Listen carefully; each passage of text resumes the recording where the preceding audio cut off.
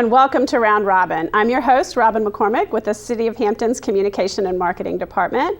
And today we're going to talk to one of the Assistant City Managers, Jimmy Gray. Welcome, Jimmy. All right, good morning, Robin. Thanks for having me. Now, I've only been with the city a little while, and in my mind, you've always been the Assistant City Manager because that's what you were when I came in, and that's what I think of. But I notice around the city, everybody calls you Chief. What is that about? Well, that's because I actually came to City of Hampton in 2004 as a fire chief. My background is fire service. I spent 32 years in the fire service. You're not that old. You couldn't have, Jimmy. I did. Starting as a firefighter, riding on the back of a truck, and eventually worked my way up. I loved the career, loved the work, and the people involved, and.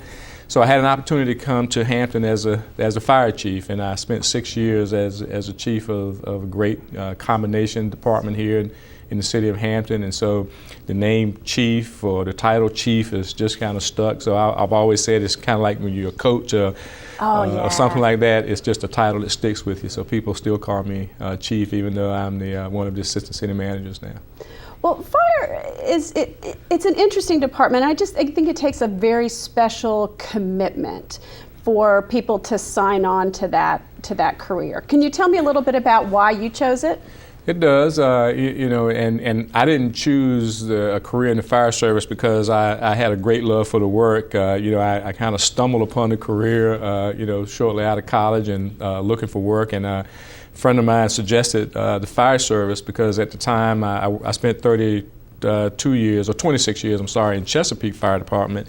And it was suggested to me by a friend, and I applied, took the test, got hired, and of course the rest is history. But growing up, I didn't have any friends, neighbors, or relatives who were a part of the fire service. So the fact that I ended up in the fire service was a surprise to my parents at the time. But it was a great career, and I certainly do miss it sometimes. But because now public safety is some of the departments that I have oversight for as an assistant city manager, so I still have some involvement with fire, but in addition to fire now, police and emergency management and animal control and a few other public safety functions. And you really do have a lot under your umbrella, but I'm going to go back just a little bit. Tell us where you grew up, where you went to college. I grew up in Portsmouth, so you're a just native across of the Hampton water. Roads. I'm a native of Hampton Roads. Actually, I've lived and worked all over the region. I consider myself a regional person. I live and work on the peninsula now, but I've lived in Norfolk, I worked in Chesapeake, born and raised in Portsmouth, lived in Suffolk for a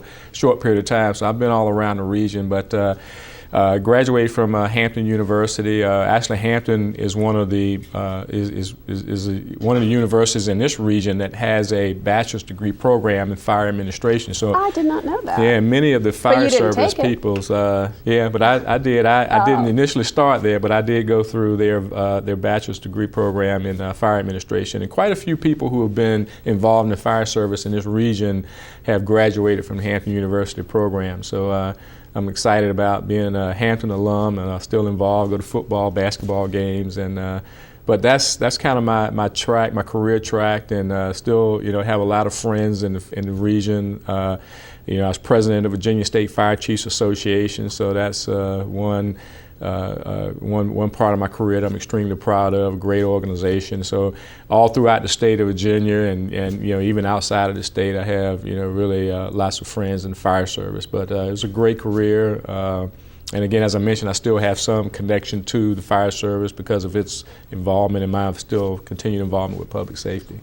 And when you say public safety, so you're in charge, the fire chief reports to you, the police chief reports to you, but you have a really broad portfolio as assistant city manager. I do public safety and human services, and under public safety umbrella, police, fire, of course, are the big departments, but also emergency management, which plays a critical role in preparing our city to respond to any type of emergency, whether natural or man-made, animal control, 911, and our 311 services, which are a part of our emergency response system. So we have some really great professionals in those areas, and I enjoy working with those. But then on the other side is the human services side, which primarily focuses on our service delivery in the area of human issues, homelessness, our benefits and services, and that are provided to many of our families who are in need of some benefits that are connected to the state. And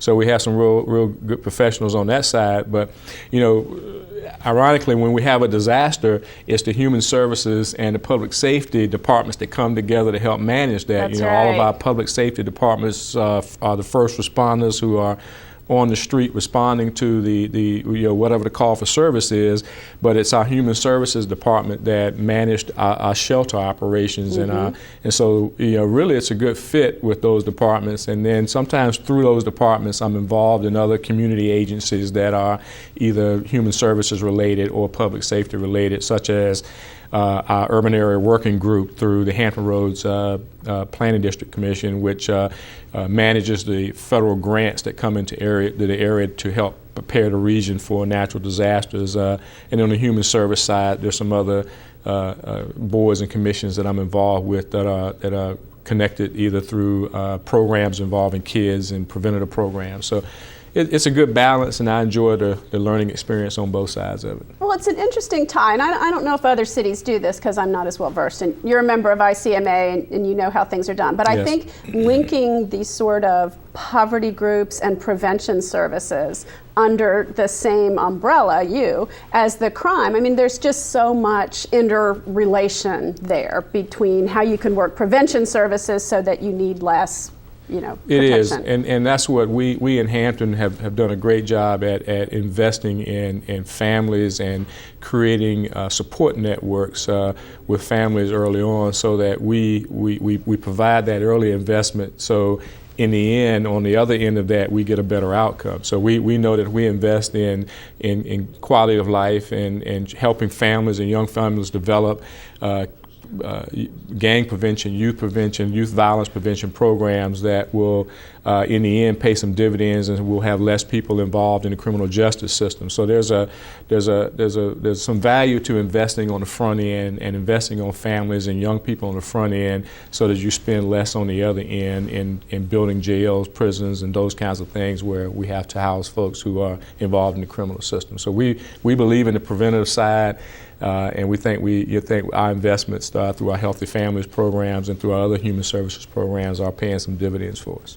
Well, it's a very proactive approach. It is. And having it on both pieces under you ensures that they talk to each other, that it's an integrated effort when you go into the community. And again, I have two business teams. One is public safety, and we have a once-a-month meeting where I bring all our public safety people together, and I have a human services business team, which is all of the folks who are involved in those types of programs on the human side. Sometimes it's good to have a joint meeting just to make sure that there's some communication that goes on, where there's necessary to link programs together, where there's suggestions for programs and how we can work together better.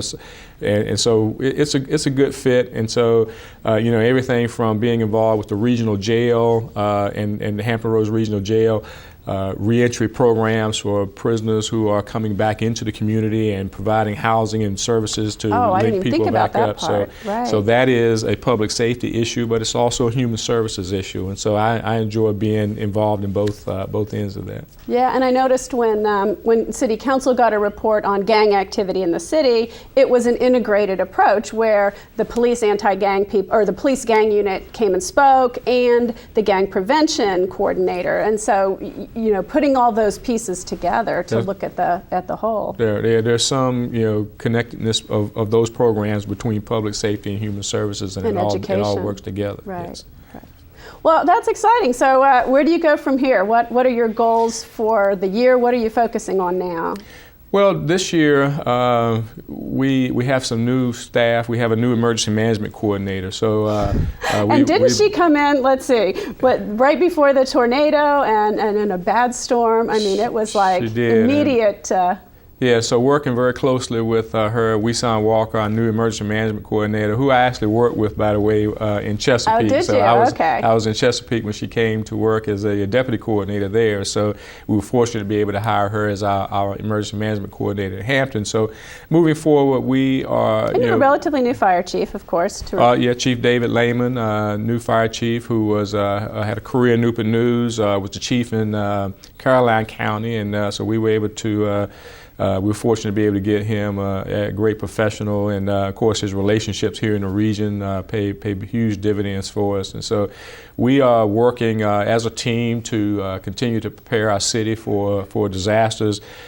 Just recently, of course, June 1st, day one of hurricane season, we have a tornado, so it's kind of a wake-up call for us that, we have traditionally looked for our hurricane season to kind of kick in sometime in the late August to September time frame, but we had an early warning this year with a tornado event, which and so we recently brought the teams together to and again, response to tornadoes are not just public safety, it's our public works departments, it's our 311 call center. A number of departments come together to help provide the best response and recovery that we can put together for our citizens. And so, but we look at behind the scenes, because while we get a lot of compliments for the great job that we do, behind the scenes we know that we always have more work that we can do to make the system work a lot better. And so we recently had what we call an after action review. And so there are lots of things that we want to work on to improve our ability to not only provide adequate preparation and make sure our citizens are prepared, but also make sure that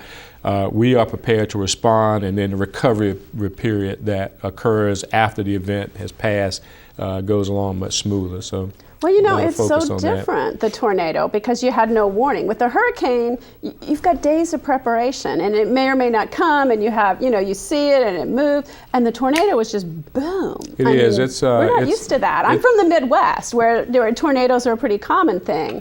Right, but I think what we're seeing here in the Hampton Roads region is that, while we live on the coast where you typically have hurricane type events and those that you have time to prepare for, what we've seen recently is some new events that we have to prepare for. If you recall, Suffolk had a tornado a couple of years ago, one in Gloucester last year. You remember that one? As a matter of fact, right about the time you came to work for us. My parents were one of the ones who lost their home in that. Yeah, so now Hampton has a tornado. So, within the last 2 to 3 year time frame, 3 tornadoes in the Hampton Roads region. And so I think that is another natural disaster that we now have to begin to look at and begin to prepare ourselves for, because as you mentioned, it doesn't give you very much notice, and so we have to look at how to very quickly be able to recognize the warning signs and then prepare our citizens as quickly as possible to get out of the way of the event, but also make sure our first responders and our emergency response and public safety staff are prepared to recognize the signs and respond appropriately. So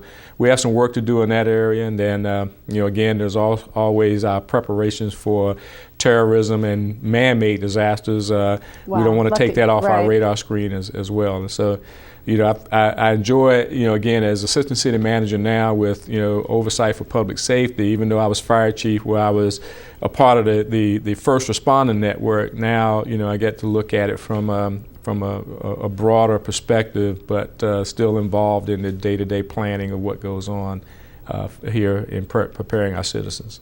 Well, that's great. And I think, one of the things we hear after any big weather event is some feedback from the community. And, I live in Merrimack Shores, one of the places that the tornado hit.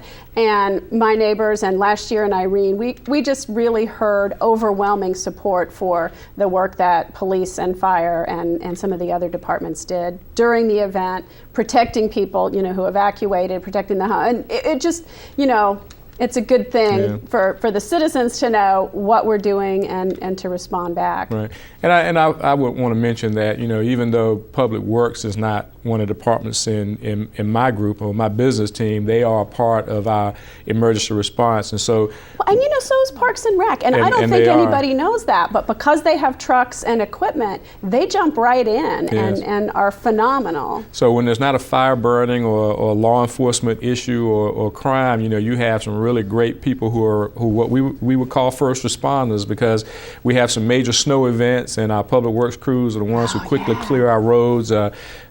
last year, the last time I think it was in the December timeframe, we had some major snow events, and those guys and ladies really got out there and cleared the streets and got us back up and running. So fast, it was just amazing at the response you get. So again, we have some great work going on and great leadership with our new Public Works Director, Tony Reyes. Jim Wilson in our Parks and Rec Department. They all pull together to form a great team that makes our job a lot easier because they're really great professionals that work together. Well, and that's one of the things I notice about Hampton really is that flexibility that I've heard departments say, you know what, I don't know if that's my job or not, but we can do it. And they talk, and there's a lot of back and forth, and the idea is let's get it done and then, worry about the details of it later. Yeah, they all are willing to do so. I mean, Parks and Rec, for example, who is involved with managing all of our parks and open spaces, but they are a part of the emergency response system. They're right there in the EOC with the seed and helping us manage logistics to pull a group of people together to move equipment and supplies back and forth and put those in place to prepare a shelter. So they're willing to step outside of what they do on a day-to-day basis, which is involving Parks and Rec, and to get involved with logistics and preparing first responders and putting equipment and supplies in place to make sure that we're adequately prepared to handle a disaster. So it does come together sometimes on short notice, and they're all willing to pitch in and do a great job to help make the system work effectively. Okay, well, thank you. Thank you for coming by today, Jimmy. Thanks for having me. Good for people to get to know you a little better. Good. Great. Thanks for having me. And thank you for watching this episode of Round Robin.